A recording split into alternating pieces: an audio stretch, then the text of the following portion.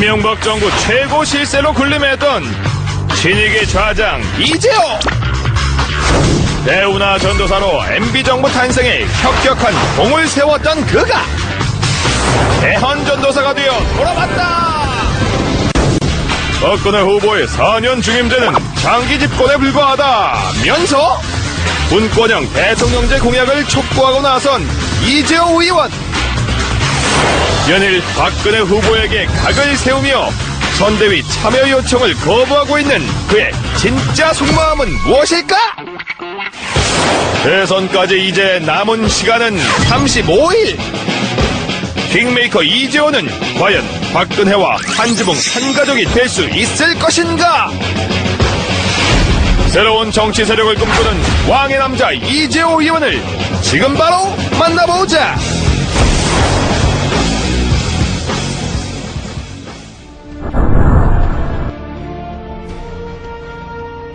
지금 대선 전국의 그 큰 국가적 이슈, 이게 없지 않습니까? 네. 이제 이명박 정부가 끝나면 과거 이제 군사 독재에서 문민정부로 끝나는 한 시기가, 그러니까 김영삼 대통령, 김대중 대통령, 노무현 대통령, 이명박 대통령. 그러면 한 20년이라는 한 이제 시대가 이제 가지 않습니까? 네. 문민화되고 난 다음에. 그러면 여기에서부터 새로운 시대를 준비해야 되거든요. 네. 대선 후보들이 중요한 거는 한 시대를 마감하고 다음 시대로 넘어가는 국가적 큰 그림을 어떻게 그릴 것이냐. 네. 그것이 국가와 국민들에게 어떤 영향을 미칠 것이냐. 이 이야기를 해야 되는데 그 이야기에서 제가 몇 년 전부터 다음 시대는 개헌이고 네. 개헌의 방향 분권이다. 지금까지 우리나라가 권력의 문화가 지배해왔잖아요. 네. 그러니까 큰 권력이든 작은 권력이든 나라의 구석구석에 권력의 힘이 다 이게 미쳐서 그 권력의 힘에 뭔가 좀 가까운 사람만이 뭐 돈을 벌거나 자리를 차지하거나 뭐 이런 소위 나라 풍조가 되었잖아요. 네. 이제는 이러한 권력의 문화를 내려놓고 정말로 사람의 문화, 인간적인 문화가 나라 전반에 한번 골고루 퍼져야 된다. 그렇게 하려면 제일 중요한 게 우리나라에서 권력을 제일 많이 갖고 있는 사람이 대통령이잖아요. 네. 그러면 대통령부터 권력을 내려놓는 분권을 하는. 네. 그래서 대통령과 국회가 즉 행정부와 입법부가 분권을 하고 중앙정부가 지방정부가 분권을 하고 또 행정, 입법, 사법 이 3권에 있어서도 다시 한번 시대에 맞게끔 분권을 하는 그런 분권형 개헌이 이 시대 정치개혁의 핵심이다. 분권을 하다 보면 4년 갖고는 정책이 연관성이 없어질 수 있으니까 한번 중임하는 게 좋다는 거고 분권을 하지 않고 4년 중임하자고 하는 거는 임기 연장에 불과한 거죠. 네. 정권 연장하거나 잘못하면 장기 집권하겠다는 것밖에 안 되니까 네. 그건 지난날에 우리 역사가 말하잖아요. 때문에 그냥 이 권력 이대로 4년 중임제 하자고 하는 거는 매우 위험한 발상이다.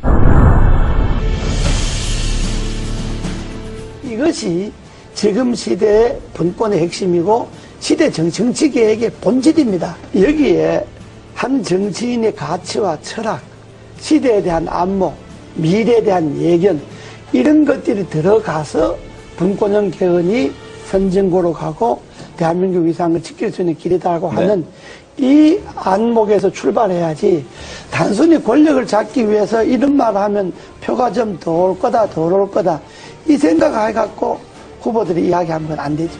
저는 뭐 개헌에 대한 분권형 개헌에 대해서 제일 좋기는 취임하고 1년 안에 하겠다든지 이런 확실한 공약이 제일 필요하지만은 그러니까 그거는 또 저 생각일 수가 있으니까 또 그렇게 생각하지 않는 사람일 수도 있으니까 일단 분권형 개헌을 비롯해서 취임 1년 안에 나라의 바람직한 방향으로 개헌을 하는데 이 시대의 흐름이 나눔이잖아요. 경제도 민주화하자 그러면서 왜 권력을 민주화 안 합니까? 지금 의원들이 분권형 개헌 추진 국회의원 모임을 네. 하나 만들려고 여러 여야 의원들이 만들자고 제안이 많이 들어와서 네. 아마 곧 그게 옮겨질 하나의 거예요. 또 세력 개헌 행보의 종착점은 개헌이고요. 네. 분권형 개헌이 되게 하는 네. 게 종착점이고, 되면 저는 제가 주장하고 생각했던 것이 되면 그걸로 이제 정치인 역할 다 하는 거고, 네. 다만 정치인들에게만 맡겨서는 정치인들이 개인의 이해관계에 따라서 개헌을 생각하니까 국민들이 힘을 모아서 이 시대의 요구인 분권형 개헌을 하도록 하자. 네. 그래서 전국에 이제 한 4,000명 정도 모여서 창립대회를 했죠, 국민연합. 네. 그러고 이제 16개 시도 분권형 연합이 21일 날 이제 결성이 다 끝납니다. 지금 한 8개가 결성이 됐는데, 끝나면 각 시도, 시군 분권형 개헌 국민연합 대표들이 한 1박 2일 모여서 장시간 네. 토론을 할 겁니다. 네. 대선에 분권형 개헌 문제를 어떻게 할 것이며, 또 대선 후보들 간의 이 주장을 어떻게 관철시킬 것이냐 하는 것들을 아마 전국 시도연합, 시군연합 대표들이 모여서 네. 한 1박 2일 정도 세미나를 합니다.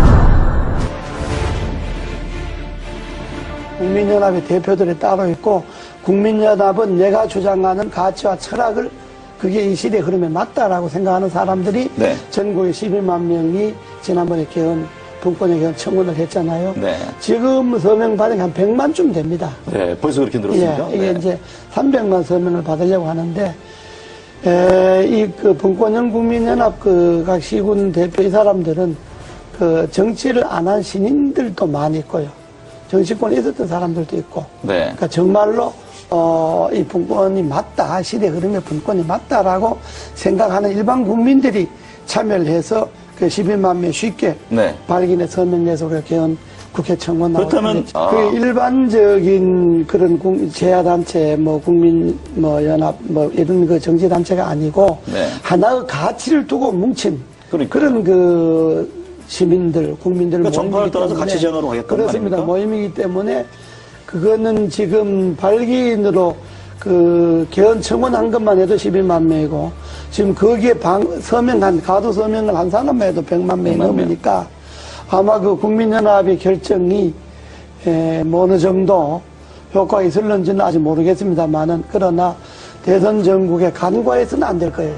서명한 회원들 100만 명 중에 앞으로 300만 명 서명을 받을 계획인데, 다 안 된다 하더라도 서명한 사람 중에 3분의 1만 어느 한 곳으로 표가 간다면 대단하죠. 그건. 영향을 미칠 수가 있죠. 네. 아직까지 이제 그 가치에 제일 중요한 게 분권형 개헌이잖아요. 네. 그러니까 분권형 개헌 전에 분권이라는 데한 인식. 그렇죠. 지금의 시대는 나눔의 시대다. 나누고 남을 배려하고 양보하고 이런 시대인데, 지금 권력을 잡겠다는 건 그것하고 역행하잖아요. 나눈 것도 독점하고 남을 배려하고 존중하는 것도 자기들에게 필요한 것만 배려가 존중이고, 쉽게 말하면 당 안에서는 대통합도 안 되고 당 안에서는 민주화도 안 되는데, 당 밖에 가서 대통합하고 민주화한다고 하면 그 진정성을 국민들이 어떻게 이해하겠느냐.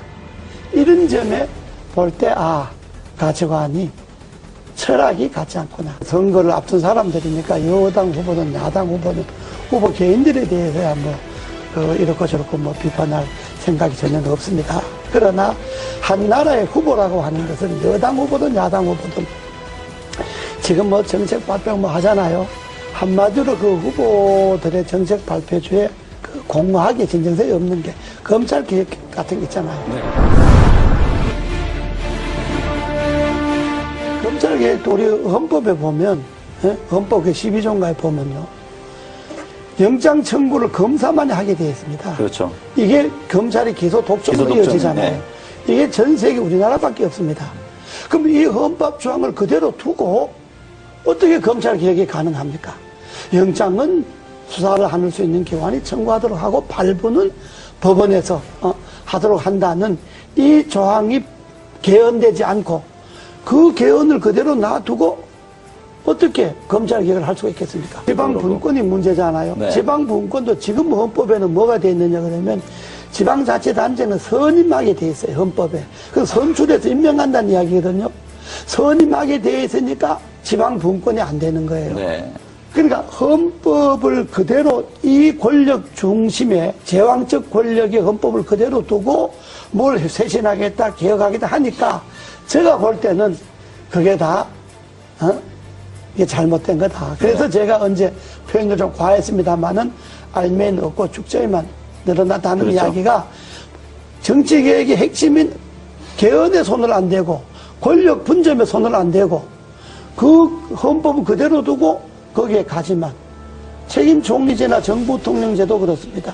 현재 헌법을 그대로 두고 대통령이 총리를 임명하고 해임할 수 있는 권한을 갖고 있는데 어떻게 총리인데 권한이 갈 수가 있겠습니까? 한계가 있는 거죠. 저는 이번에 그 검찰개혁에 있어서 핵심은 헌법에 소위 검사만이 영장을 기소 청구할 수 독점. 있다든지 네. 소위 기소 독점이 이거 없어져야 된다고 보는 것이 핵심이다. 예, 헌법 안에서 검찰의 그 독점 권한이 없어지지 않는 한은 그건 뭐 어떤 계획도 될 수가 없고 말씀을 지금 들어보니까 예. 경찰과 뭐 검사 수사를 두고 경찰 다투잖아요. 네.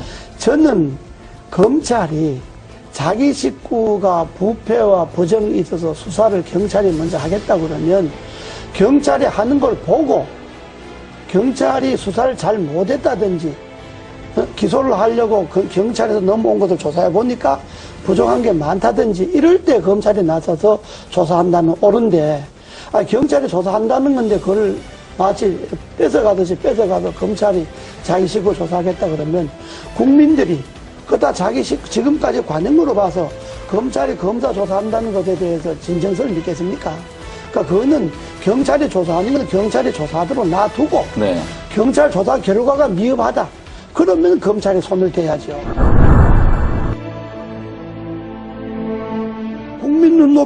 국민이 눈높이에 자기를 맞춰서 정치를 해야 되는데 되게 정치한 사람들 자기 눈높이에 국민을 보고 그렇다면 국민이 동의가 있으면 헌법도 무슨 뭐 국민이 동의가 있어서 개헌한다. 아니 당연히 국민이 뭐 안을 내야 동의를 하든지 반대하든지 하죠. 네. 국민들이 무슨 분권을 하라든지 뭘 하든지 안을 국민들이 냅니까?